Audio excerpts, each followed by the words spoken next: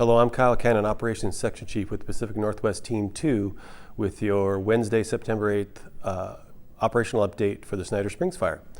Starting on the north side of the fire, we had a pretty active day yesterday. We had an uptick in fire activity in the afternoon, and starting over here in Division Alpha, north end of the fire, we did have some increased spotting here along the Bumping River, which created some spots north of the Bumping River.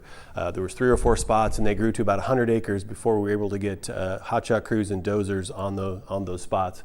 We were able to get line around those spots, but at this point, the Bumping River Road is still closed due to snag hazard in the fire along that area, so we're watching that pretty closely.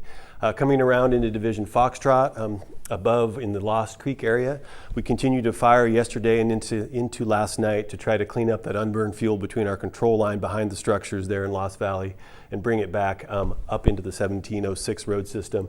We should be finishing that firing today, and then we'll be putting a lot of effort into mopping that up over the next few days to try to secure that fire line. Expect to see some firing here along the 1706 road as well in the upper part of Lost Creek over the next day or two.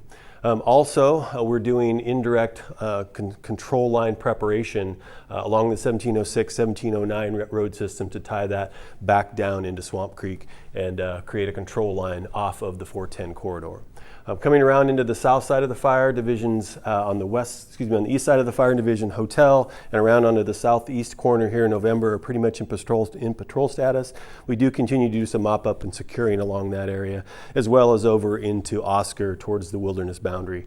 We did have a little uptick in fire behavior around the comm tower yesterday, and we did a little burnout and hold that and keep that in place. That's looking good. And we also saw some interior island here along Little Rattlesnake that's burning out both north and south of Little Rattlesnake drainage. So things are going well there, kind of cleaning up.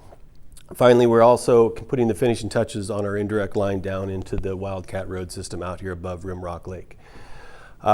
Working out into the wilderness, we do have some concerns about fire spreading to the south between Burnt Mountain and Shell Rock Peak. So we do have a fire use module that's out in that area looking at different options, and we may do some firing in here as well. We did see some pretty good growth out to the west, mostly into the wilderness, but we do have this good natural barrier here on the west side of the mountain peak, so I feel pretty good about that, keeping fire from spreading too much to the west. Thank you and have a good day.